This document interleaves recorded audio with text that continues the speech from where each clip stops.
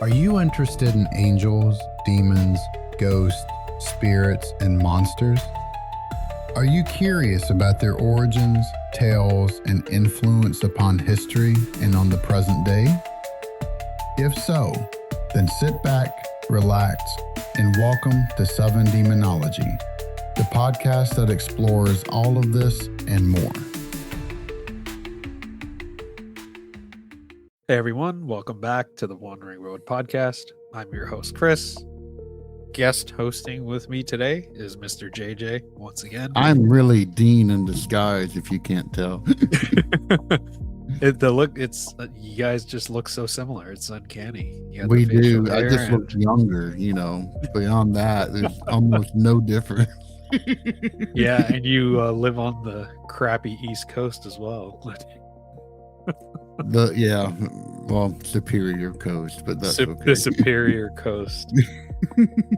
Yeah. We got an interesting show lined up. It's a shame Dean couldn't be here because this topic was kind of his, but I'm stealing it. Maybe we'll have a follow-up with him on the show because he wasn't available to record today because he has work stuff to do this evening, which kind of sucks. Quote unquote work stuff. Work. The main topic is free will, the concept of free will, which comes out of one of our previous episodes that we did together, JJ, and some other episodes where we talked about more than one God. So it's kind of like a progression, unintentional progression of topics that we've kind of talked about that stem from our previous episodes. But before we do that, there's a couple of things that I wanted to get into. And the first one being, we'll gloss over this really quick. There's this new virus going around that people are memeing already, calling it the hentai. Some flows that we use for video editing. I'm not going to say that word again because I don't know what's going to not hentai. Dear Lord. Yeah, that's what they're calling it. That's what the kids are calling it nowadays. Yamete kudasai. Goju-jitsu-sama. That's staying in. Yeah, so it looks like there's another thing going around people are panicking over. So long story short, there's this, like, cruise ships are like a petri dish for infestation and disease and it's just disgusting. And these people like went to different places, disembarked, hung out with people, and went home. Some went home, and now there's like cases all over the world. Normally, with this thing, apparently, it's not human to human transmission, but the rare cases, some of them are, and that seems to be the one going around. That they're studying right now is a guy who was on the cruise, went back to his home in Switzerland. Now he's dead, isn't he? The last I heard was his wife was in quarantine. Yeah. And he was hospitalized, but he could be. I don't know. I haven't followed up that closely. Yeah, one of the ladies that had it that exposed like a lot of people. I think she's dead now. But apparently this fucking thing has a 40% mortality, which is insane. Yes, it is. Insane. God forbid this frickin' turns into something. I hope not. It doesn't. I already feel like after the plague of 2020, that our timeline has become hellish in more than one way. And I could not imagine another one hitting so close afterwards. But knowing my luck, who knows? I know I'm like the history person, but doesn't that kind of like creepily coincide with the collapse of like large powers throughout history?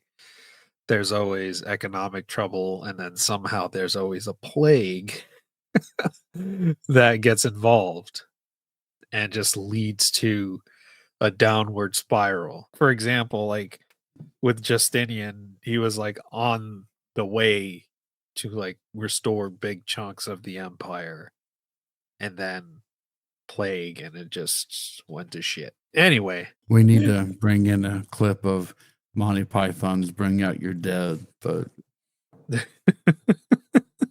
Monty Python. My two favorite Monty Python movies are The Holy Grail and Life of Brian. Those are good, but have you seen Monty Python live at the Hollywood Bowl? No. It has some of my favorite skits that they've done. The Philosophy Song and Philosophy Soccer. Look those up. I can I'll have to. sing the Philosophy Song word for word and have been ever since.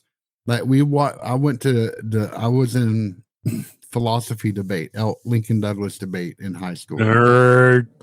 Yeah, but I got really into philosophy, and I actually was, I won't say good enough, but I was privileged enough to get a scholarship to go to the University of Kentucky, Lexington, to attend a summer debate camp.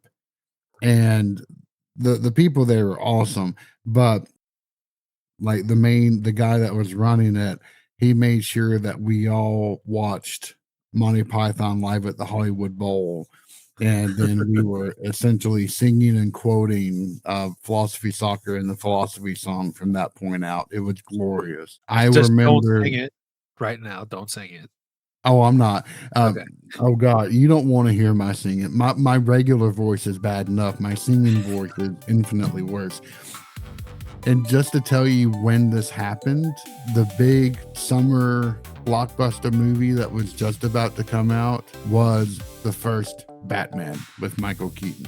Oh God. Just to really date myself there. So Old. I am old. My God, you can see the copious amounts of gray hair. You know what you should do? You should dress as Socrates. Oh, have you ever okay, quick aside, have you ever listened to epic rap battles on YouTube? Yes, I have. The Eastern versus Western philosophers one is fantastic. Yeah, it's been a while. Socrates, Nietzsche, and some French, Voltaire, who's against Confucius, Lao Tzu, and I forget the third. But anyway, it's phenomenal. Yeah, I have to check it out. It's been a while since I've watched that channel. I know they were freaking hilarious when it Yeah, first came some of out. them are okay, but that one and then the Joker versus Pennywise are my two favorite by and far, hands down. All right, my good sir. The next thing I wanted to talk to you about before we got into today's topic, and I told you about it a couple days ago. You had no idea this was a thing. And my anger still has not died down. That's the first thing I said. I was like, "Have you seen this?" You're like, "No." I'm like, "It's gonna make you angry, more so than you've ever been in your life." Not that I'm known for my calm disposition, but yeah, that really got my temperature boiling. So apparently, there's these pastors going around telling people to prepare for disclosure because it's going to shape the foundations of everything that we know in the Bible. And disclosure, we mean that they're going to reveal, the presence of aliens and UAPs or UFOs. And you need to prepare your congregations for this because some people will turn away and we want to make sure they turn to God instead. It's at first, one of the main pastors that's behind this bullshit is from Tennessee, which just irked me more than anything else. And the second is like, this is a really horrible real live version of the movie Contact, which pisses me off even more. It's all a deflection to get Of course people. it is. The whole war in Iran was a deflection, which is gone. Oh God, everything's a deflection. As long as you're not talking about the files, then Yeah. anything else is fair game. So Even, okay, let me put it this way. Even if they disclosed extraterrestrials, what does it change for me? Nothing. nothing. Do I got to go to work tomorrow? If the answer is yes, I don't care. To put it blunt, the aliens gonna come pay my bills? If they ain't paying my No, bills, but I I don't give a mean, fuck. you can't underestimate how powerful, I mean, just from a scientific perspective, the Yeah. fact that we would have proof of advanced intelligence out there is, I mean, if you look at the math, Fermi's equation, there's no doubt that there's alien life out there. But if that life has been so evolved and has developed the means to come visit us, Yeah. that's a huge fucking thing. Um, and yeah, people are going to go batshit crazy about that. There's not as much so as if, they came here and touched down and like Gork in the old sci-fi movie, Klaatu Barada Nikto, The Day the Earth Stood Still. That's the movie I'm thinking of. Yeah, but you really think people would go nuts? I Maybe really I I don't know. think it would have been if this was 10 years ago, absolutely. 30 I years would ago. say Let's say even 30 years. 10, but Really? since COVID and everyone has turned more introspective, Yeah. and because our bubbles were so isolated just onto ourselves, and we're Sure. still trying to climb out of that hole. I mean, I know I am at least. I barely friggin' leave my magical basement anymore, but I truly am a hikikomori now. It's weird, but now you get a lot of content creators that will sit there and come out and go exactly your take, Chris. That it's not going to change a damn thing in my life, but it's going to throw a major wrench in some theological thinking But why would it? I mean, let's run with that. because I know that I know we wanna get to free will, but let's go to the the theological aspect of it, because to me, I it wouldn't really change anything for me, and the reason I say that is because for the sake of this discussion, God created the heavens, earth, God created man, God created everything, right? If God created the universe, which means he created the galaxy, he created the stars, he created the planets, he created us. Who's but to see, say you're he you're didn't coming at create this from a logical perspective. Sure. That's the only perspective I have. But think about it like this. God created us in his image. Yeah, That's going to be the ultimate sticking point because if there's another race out there and they don't look anything like us, then sure. you're going to get religious nut jobs out there claiming that they're demons or they're inferior, versions of us, even though they would have much superior technology. And people are going to take it to be a direct confrontation to their own belief systems. You're going to have Right. zealots out there. I mean, you already see zealots just outside of bloody abortion clinics losing their fucking minds. Sure. This is going to be just as bad, if not worse. I hate to say that. I wish to God it wasn't true, but humans are not known for being calm in their disposition. Yeah, just historically speaking, we are violent by nature. We are very defensive by nature because that's all we know. I Like, mean, just think about the introduction of Buddhism into China. Let's go to your history that you love so much. When, because Lao Tzu, the founder of Taoism, yeah, he disappeared into the annals of history.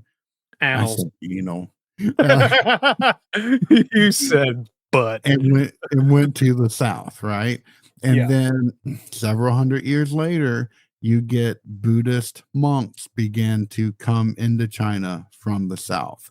yeah, And the first take that the Chinese had were, oh, Lao Tzu went to India. They took his teachings and perverted them. We need to kill them all. right. Or you get the same thing with Ethiopia and other Arabic states because they were all on the Silk Road. And like, especially within Ethiopia, the word for evil eye is Buddha, is Buddhism. There is some deep hatred between some other religious sects and the Ethiopic Orthodox Church.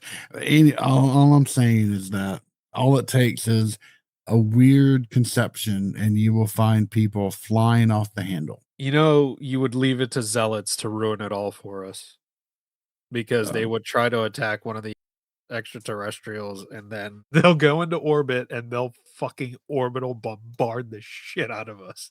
I had a Discord. I still do, although it's not nearly as popular. But I have a Discord server.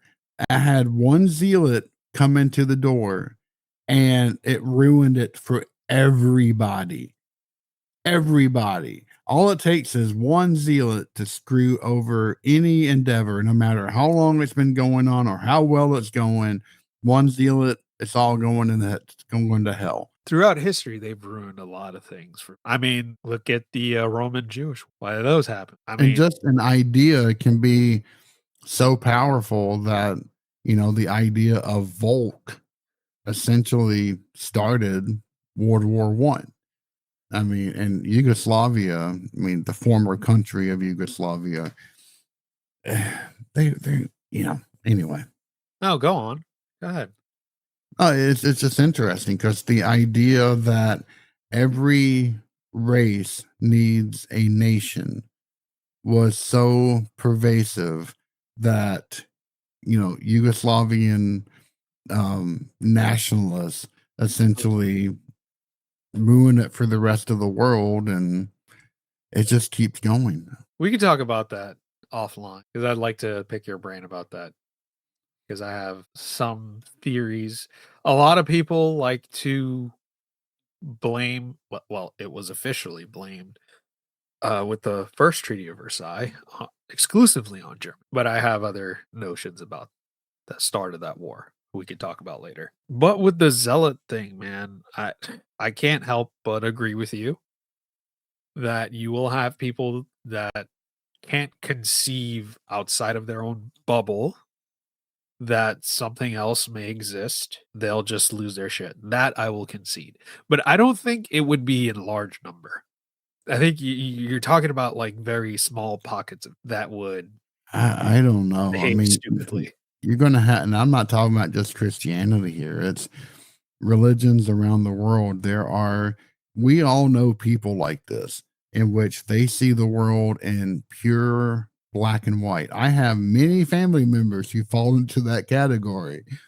And if something goes against it, then instant hatred comes up. It's worse than instant coffee.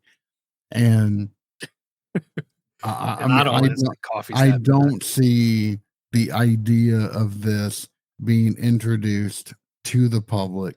Not that I'm saying that it's going to be, or it's going to be in any way, shape, or form credible, but I don't see it going well. So I'm not saying that their concept is wrong, but trying to get ahead of it and do quote unquote damage control and the way that they're talking about this, it's just friggin' idiotic. But didn't one of the popes, I forget, was it the last pope or the one before that? No, not him.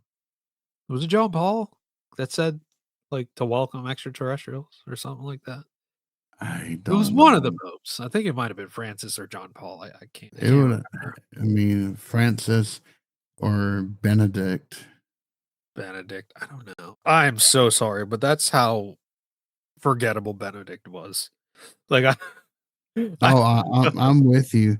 He was atrocious. And the fact that we've had two good popes in a row, Francis and Leo, is amazing. And just take them, for example. I know people that are either Catholic or in Catholic adjacent religions, sure. and they view both Francis and Leo as being the Antichrist. Are you Just serious? because I'm dead serious. Two people that we both know in common believe that. I'm not trying to be an asshole, but if we went back what you okay, 800 years, you want to know what would have happened if they said something like that in public? Oh, they'd be burning up the state. Like, Yeah. but We I need to don't. bring back the fucking blasphemy rules. I'm telling you. Okay. After that whole bullshit with dear leader posting an AI generated image of him as a quote unquote Red Cross doctor, but in reality as a Messiah. No, Okay, to keep it religious. I know, but that is technically a religious topic. So Yeah, I know, but let's stick on like the heresy aspect of it. The concept that people view the leader of the Catholic Church for as, being inclusive but as that being but the but Antichrist. but here's what drives me crazy. That's literally in here. It's in here. It's literally in here. Being a good person is in here.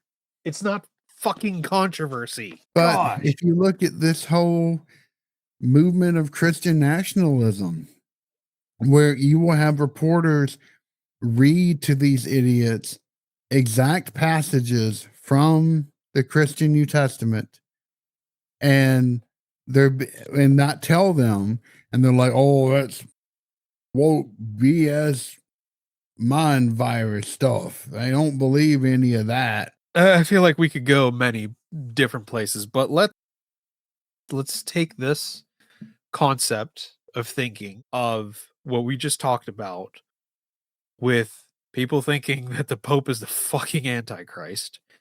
And you can see I'm trying not to get irritated because I you're talking to somebody that like wanted to be, if I had my way, I'd be like in the archives of the Vatican reading shit in Latin and Greek and all that's literally what I wanted to do. I wanted to be that type of scholar. I wanted to be like in the weeds historian reading primary source material, nothing translated. That's what I wanted to do. So I'm Dude, like trying to why do you calm think I myself. specialized in 14 ancient languages, was a Semitic philologist, was, in spiritual training to become a Jesuit? I'm there with you. Trust me. Okay, going to the concept of free will. Let's segue into there. What are your thoughts on the concept of free will? Do we have free will, or is literally everybody predestined to do what they're doing right now because there's some sort of divine plan or timing or something that you are put on this earth, this plane of existence, to accomplish before you go? No matter how great or how heinous, it's all part of some complex divine orchestration that we can't grasp. Or are you on the side of you have free will to make whatever decisions you want?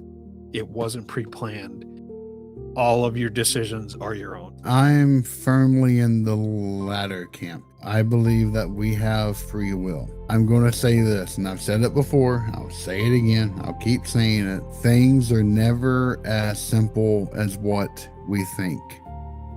And the more human knowledge advances, the more we see things get more and more complicated as a result. Everything from, space not being totally empty, but rather we have quantum foam that just spins up and destroys itself automatically, whatever it may be. And I think this is the same thing here. Yes, we have free will, but there are going to be individuals who are born with certain traits who are going to find themselves much more limited in the scope that their free will can be enacted. For example, if if an individual is born with Down syndrome, their intellect is capped. If someone is born as a psychopath and they have zero the inability to recognize the validity or emotional state of others, and they view themselves as the only true thing that's living, their free will is going to be radically contained to that genetic makeup. So, do we have free will? I would say yes. Is that free will the same for every individual? I would say no. It's limited by our biological machinery. And our environment is what you're saying. Yes. Like, for example, I do not believe in a priori knowledge. That was the debate back when Descartes' time. Do our individuals, do they have knowledge born innately within them, or are they a tabula rasa, a blank slate, and they are a experienceri? They only learn through experience. Sure. I believe in that second piece. I don't think that we have any knowledge whatsoever besides the wiring to acquire knowledge, which comes much more into postmodernism. But So I have a question for you. Do you think we're born science inherent? section. I mean, that's subjective, but I just preempted your question. You see, I read your mind. yeah, I'll- to each their own. But You like me in a sundress. Oh yeah, I got good legs. no, I don't. See, that's heresy. That's heresy right there. That's not heresy. That's just the truth, and you can't handle the truth. You can't. Yeah, some people can't handle the fucking truth. But anyway, what I was gonna ask is, I had this discussion with our friend Willie, and the question was that we kind of went back and forth on: do you think people are born inherently good, or are we evil by nature? And we just kind of learn to be good. Because I think his reasoning, I would have to go back and look at the conversation, was that by nature, like we're greedy, we care about ourselves, we care about our own stuff, and we only be good because society tells us, or there's like punishment looming that if you do something wrong, that's why we don't do it. You have got to read Ellie Modesta Jr. I don't wanna, so why don't you just No, explain it for me? he is my favorite fantasy author of all time.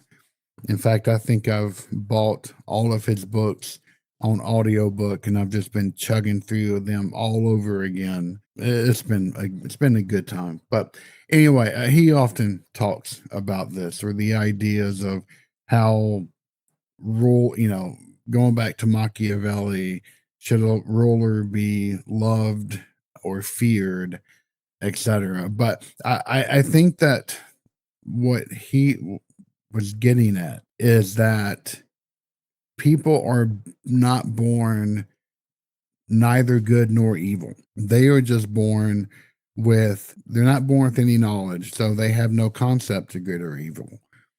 It's that when people are born, they only have one perspective, their own. And a being is going to want to survive. They're going to want to prosper. They're going to want the things that they want. And therefore, they are ultimately self centered. And they're lacking of any external perspective other than the one that they have. And yeah, it is society that will hopefully teach values to them. But there's a couple of psychologists that came out and was talking on social media about how the various levels of empathy. And the first is you do it because there's a reward system in place or a punishment system in place. The second is you can begin to put yourself in other people's shoes and come to anticipate that. But the most basic version is that first one of there has to be a decent reason to want to identify with somebody or to feel empathy for an individual. And that like 60 or 70% of the population are still at that lowest bar in terms of empathy. Yeah, yeah, I think you make a good point, the way that, people tend to treat other people. The idea that we have one perspective and to zoom out from that and to see how different we all are, how we're wired differently, how we all have different base conceptions. It's just, I mean, it gets really bloody interesting after a while. We instantly assume that everyone is like us, and nothing could be further from the truth. I just struggle when I think about the concept of free will, where Well, it's like you know, the one aspect of free will that I have done a fair bit of research on, and I sure, still don't have a great answer for, which is what? where the idea that we have free will and that automatically provides a defensive barrier to the demonic. That is a fast. I've got to, like, if I could do a PhD thesis, I think it would probably be on that, just tracing the evolution of that thought, because it's everywhere Hmm. in modern day Christian demonology. But to get to how it got there is usually the most fascinating story. So essentially what you're saying is that the fact that we have free will kind of shields us from, or is supposed to shield us from that? It's supposed to. You can't, like, otherwise it would be much like it's depicted in Hollywood, where a demon could look at you and say "boo," and suddenly you're possessed and you're under its, direct, evil, will. It doesn't. So it's supposed to not work like that, and everything according Has it ever to worked like that? Has no, that ever happened? it We're hasn't. wrong place at the wrong time, and I mean, being in the wrong place at the wrong time is, yeah, that has been a constant, but sure. it's never like something could. Well, I take that back, because in Qumran, you you have that. There is this idea of time itself being a temple. You Sure. had four walls, and because the Essenes, the people that were at Qumran and who produced the Dead Sea Scrolls, there are certain scrolls, especially 4Q 5, 10, and 11, which indicated that time itself was a temple, and the Essenes believed in a solar calendar, and so it's not nearly as precise, our particular methodologies, but you would have essentially 90 days as a wall on each side, and then you would have the 4 days of trouble. And the prayer, the exorcistic prayer that you find in 4Q 5, 10, and 11 says, and I, the Mishkil, the leader, am making a proclamation of God's glorious splendor in order to instill dread and to terrify all the spirits of the angels of destruction, the spirits of the bastards, demons, Lilith, howlers, desert dwellers, and those who suddenly strike in suddenness to lead and astray and establish spirit and to charm hearts. That could mean that on these 4 days of trouble, unless you are surrounded by a community, then these things could charm your heart. It doesn't say how long it would take, but you would be in, danger of that. So that could be a, oh God, now I really want to go off and research this. I'll have to do that later. The whole concept of free will from the perspective that you're talking about right now with demons, the free will is supposed to shield us from demonic possession, right? So if we have free will to do as we fucking please, what about people like Saul of Tarsus that becomes Paul? Well, like the story goes, like Christ comes to him on the road and like he then becomes a follower and then he starts preaching the word. Was that his own free will? Or was he predestined, predetermined, pre-selected, and put on this path? If you're going to go down that path, then you'd have to consider the idea of omniscience. So if God is all knowing, then essentially time itself, omniscient, omnipotent, and omnipresent. Sure. If God is omnipresent and omniscient, then there is no concept of time as we experience it. God is always in the eternal now. And which means that if when humanity was created and God knew that humanity had to be redeemed, then the idea of Christ being sacrificed was always present in God's mind. Right. And the same would be true with Paul. Paul would be yet another stepping stone on that. So it's not so much that God had a divine plan, it's just that God knew this would happen. But it still feels like it's, I don't know how to explain it. I No, have the idea in my I know mind. You what know you're where I'm going, right? I do, but I would say like you would be looking because to claim otherwise, it would be a reverse version of possession, where Christ met Paul, bent him to his will, and then Paul from then on was just following this divine plan. I don't think that's the case because, Paul.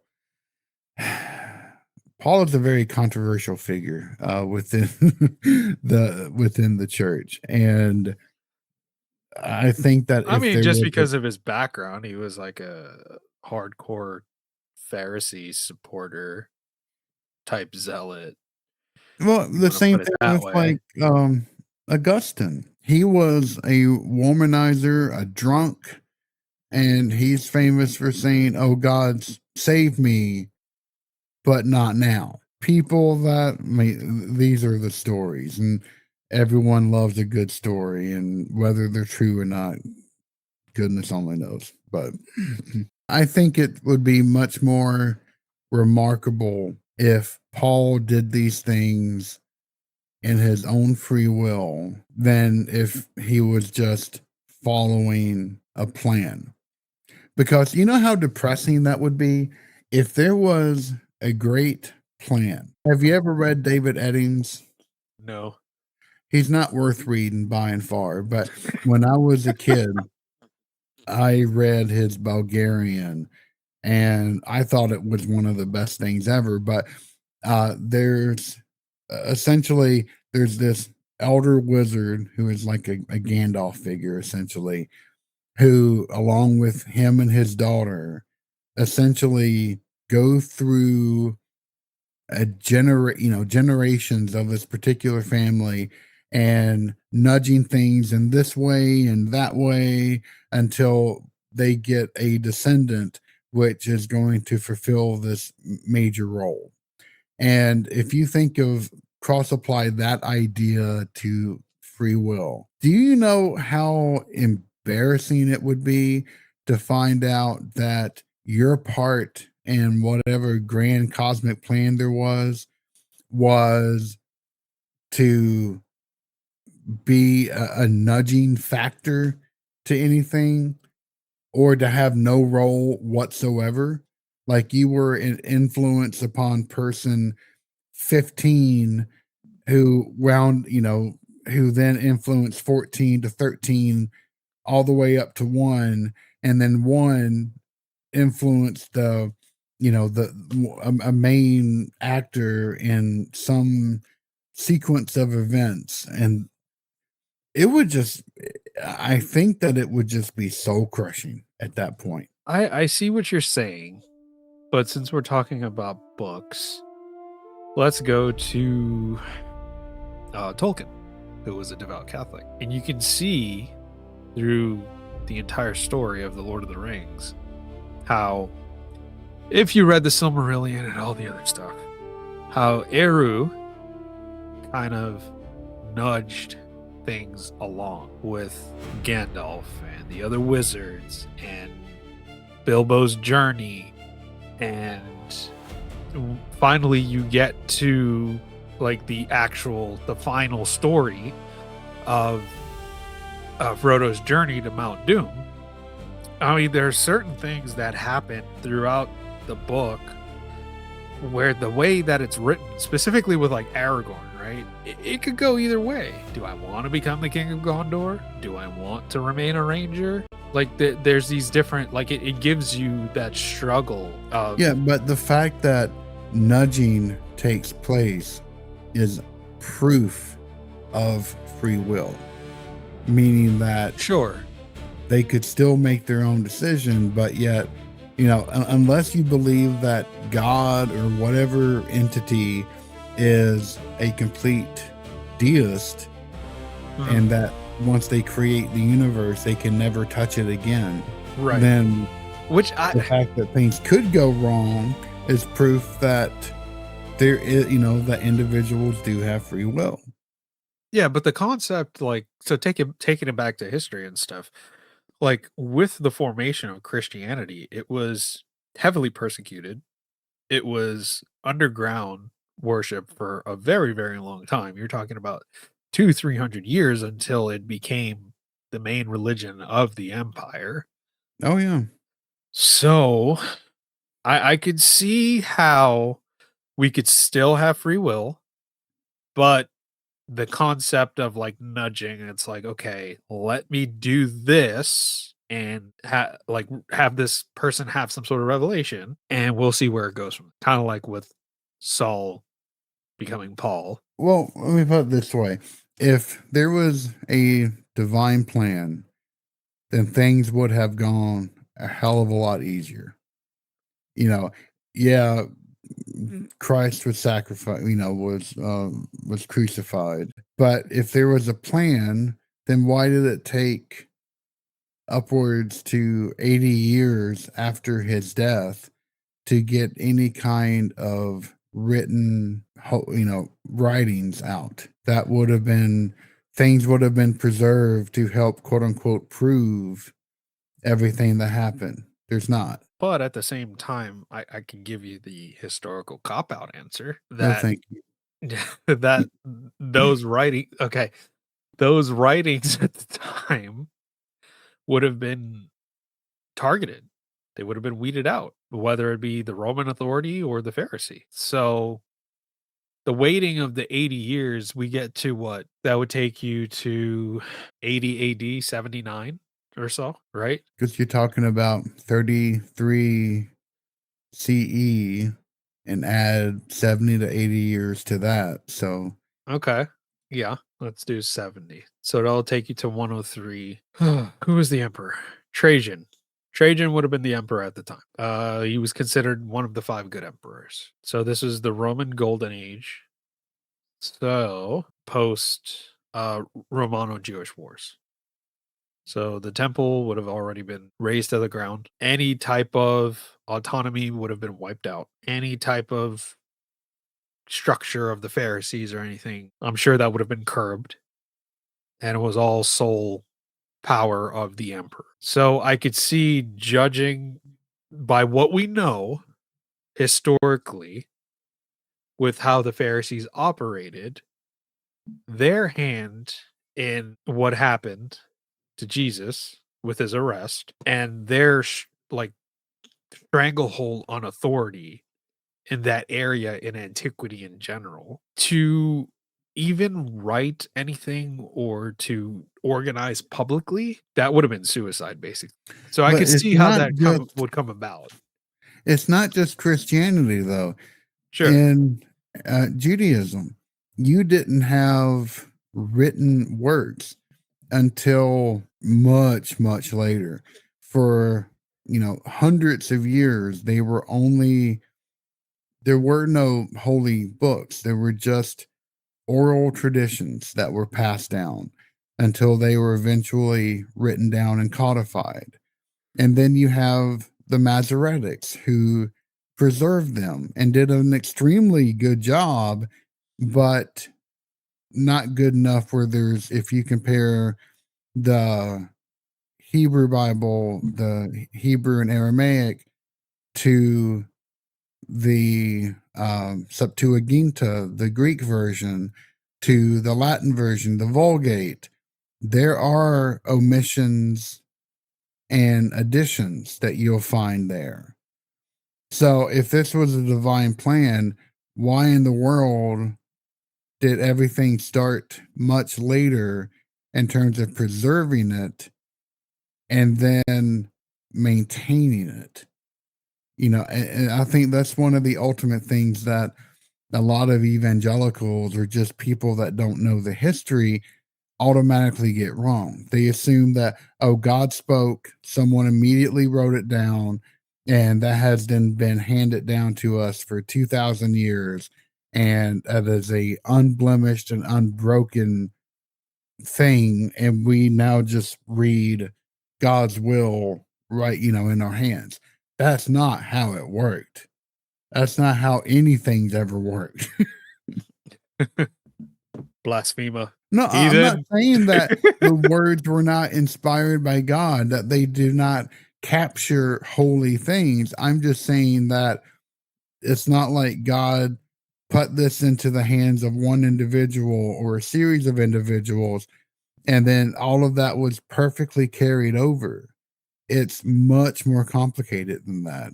And even if and I believe in prophets, okay? I'm not saying that I don't, but if God gave a vision to a prophet, that still has to be interpreted by that individual.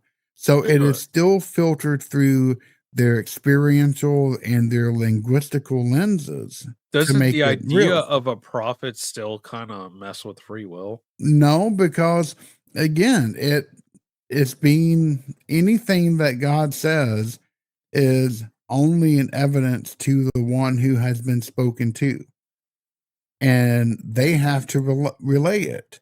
And depending upon how well they did, they'll either be accepted much later as being a voice for God, or they will be construed more than likely as a nut job. So let me ask you this. If someone is I don't want to say selected, but that's kind of what it is to be a prophet. What if, you know how Moses, like he goes up to the mountain, sees burning bush, comes back, he's aged like 30 years, right? They're like, what did you see? He's like, God spoke to me. I was told to free my people from bondage. Let's take that pivotal moment. What if he was like, but I'm not, and he just went to continue to tend to his sheep? That's the thing. If we have free will, then that option is always on the table. It doesn't mean that you automatically capitulate to God. However, I will say that, and this is another thing that people don't get, having a visit with God is not a pleasant experience. It never has been. And prophets, when they have visions of God, are typically, they have to be purified in some way, shape, form, or fashion in order to even begin to withstand the holy power of God. Was it Moses that saw his back? Like he showed him his back? And that's why he I aged? think so. And then you had Isaiah, who saw God on the throne, surrounded by the seraphim, the burning ones. Yeah. And he had to, what was it? Had to have coal pressed to his lips in order to be able to withstand the power. Coal I mean, pressed to his lips. It's been I a forget while. exactly Yeah, what. yeah, It's yeah. Isaiah 6, but But why though? I feel like we're getting a little off topic, but I'm trying to keep it. But I know you don't have the answer, but you're the closest I get to a Harvard scholar. So um God help that's you. No, it's because now even the angels, they say, can't look at God. Like in Isaiah 6, it says that, and seraphim were standing above him, six wings for each. And with two, it would cover its face, and with two, it would cover its feet, and with two, it would fly. And they Sure. sing constantly, Kadosh, Kadosh, Kadosh, Adonai Sabaoth. Holy, holy, holy is the Lord God of hosts, who fills the world with his glory. So even the seraphim were not able to look upon God because he is just too holy, too powerful. It's a mind altering experience to be in the presence of the holy. Put it this way, you may not be inclined to say no because of that, but it is But then again, also, you don't have free will then. If you're doing it out of fear. I don't know if it's so much fear, it's just being, I mean, it's like an ant looking up at a skyscraper. It's just something that is, Yeah. and it's so far beyond you that you can't even comprehend it. What you just said, it kind of bothers me. And the reason I say it bothers me is because my concept of the afterlife, obviously, like we're Catholic, we believe in heaven and hell and purgatory. When one goes to heaven, I envision when you get there, like literally everybody's there. The prophets are there, Jesus is there, your family members that are good are there. Your good family members are there, you know? And, God was accessible. I could go to God and I can ask questions. I have this idea of my mind as not only as God as a creator, but as this teacher that I could learn from. I can ask him questions. I can discuss with him. Like that's how I would envision it. That's how maybe how I would want it to be. And it doesn't sound like No, it's, you have to remember that the at least Second Temple Judaism put a severe stress between the difference of the spirit versus the flesh. And the two are not supposed to intermingle. And that's part of why a fleshly being would not have a good time. okay. If you die, then you are of the spirit. Yeah. So that may not be applicable anymore. I don't know. I'm guessing at that, but Sure. But you get what I mean? Have no, you ever I thought do. about And that? I think that the idea of Christ, and especially within our modern age, it's become much more humanizing. Like even when I took spiritual direction from the Jesuits, there is this idea of having a personal interaction with Christ when you Sure. pray. Yeah. So the idea of God as a father, I think, has always been there. I think part of the problem is that Christianity has been focusing more on the beautiful aspect of religion Sure. and not so much the The belt to ass you'd the get. sublime version of religion. And that Yeah. sublimity is, to me, it's the more powerful of the aesthetics.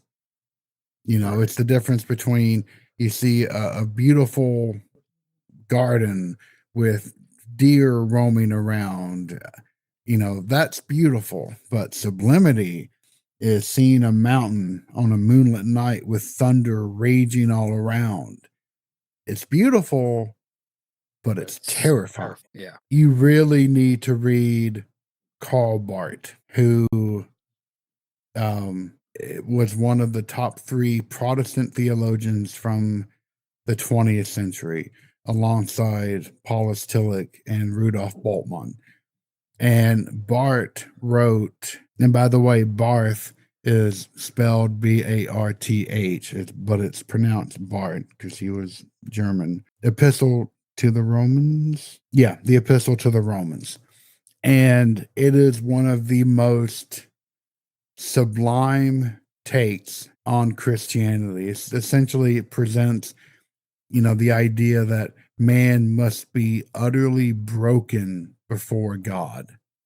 And maybe it's just the hellfire and brimstone speeches, or, sermons that I heard growing up, that the idea of that is soothing to me. I like that idea. I feel like we could go on for hours and hours with this We because could, I but just have a I am million drained, topics. dude. Yeah, I have a million and one questions, but you get where I'm coming from, though. Like, No, I do, and they're all valid questions. They're all great questions, and I mean, this is why people have been debating this for at least the last 3,000-4,000 years, right? Yeah, if not much longer. So, and that's the thing. That is the beauty of knowledge. You know, we stand upon the shoulders of giants. We benefit from the ideas, conceptions, and discoveries of previous generations, and we're able to go just that little bit much further. But yet, when it comes to the realm of the spirit, we know nothing. Trying to get there. Like there is this this is the last thing I'll say and then I'll shut up. There is this fantasy book. No, science fiction book. I read it when I was in high school and I don't even remember the name of it, but one idea really stood out to me.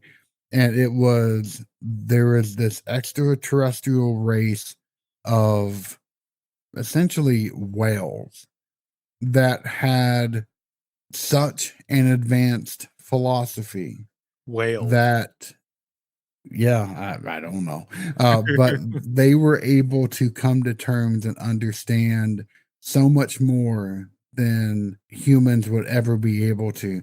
And oh god, I mean, especially I was into philosophy then, I still am, but I was dying to know what that philosophy could have been. If we look 5,000 years, 10,000 years, a thousand, whatever, into the future, and like we can look back upon philosophy as, if you look at it as a pure through a purely progressive lens, then you can see how far we have come. And it would be amazing to see if you could travel into the far flung future and see where our thoughts have taken us now. It would be amazing. I still don't think we'd have anywhere close to any of the answers, but it would be fantastic to see. No, I completely agree. And on that note, JJ, I think we'll close out this episode. Thanks for agreeing to come on such Thank you short for notice. having me as always. It was a good time.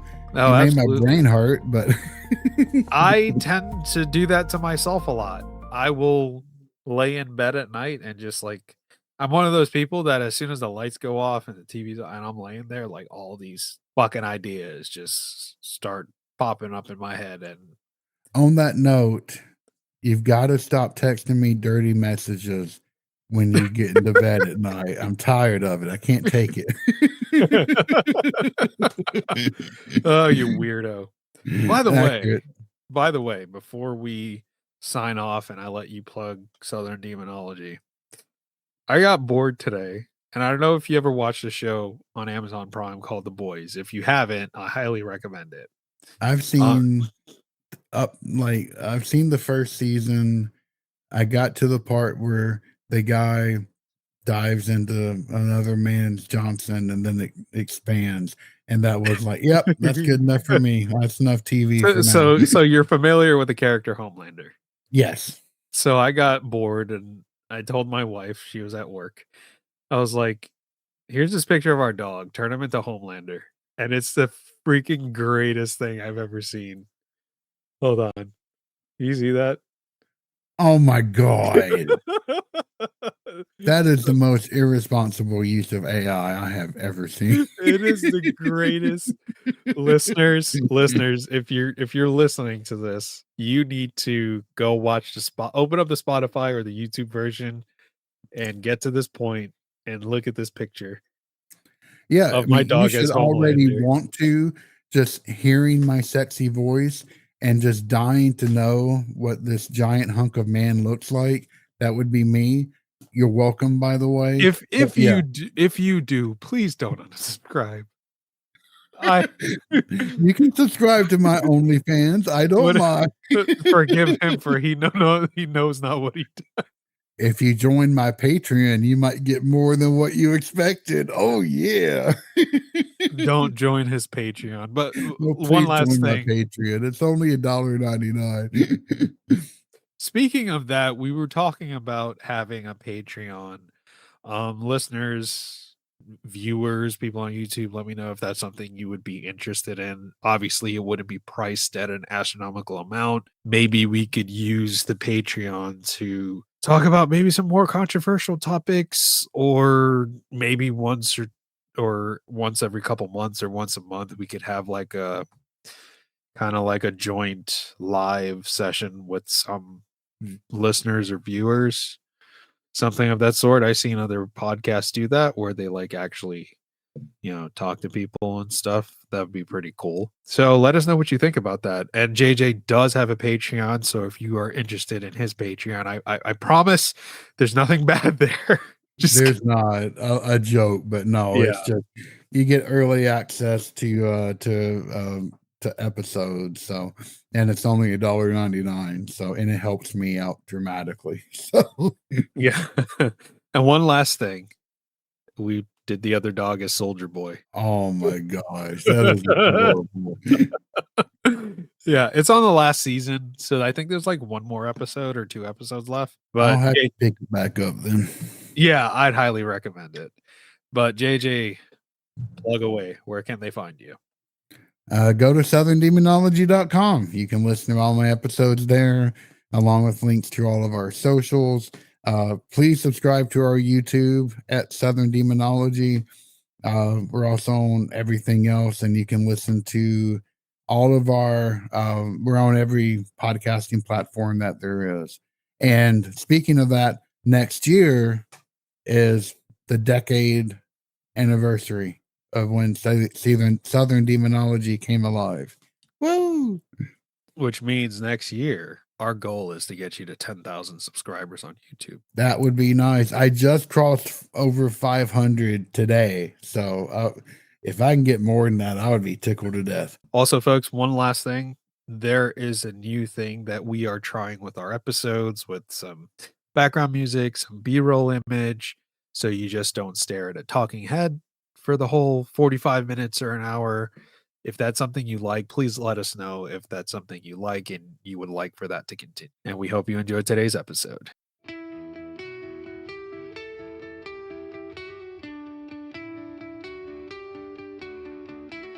Thank you for listening to Seven Demonology. Find us online at sevendemonology.com, where you can find all of our social links, including YouTube, TikTok, and Patreon, in addition to listen to episodes and read their transcripts. Also, if you have a moment, please rate this podcast and share it with friends, as nothing can help us grow more.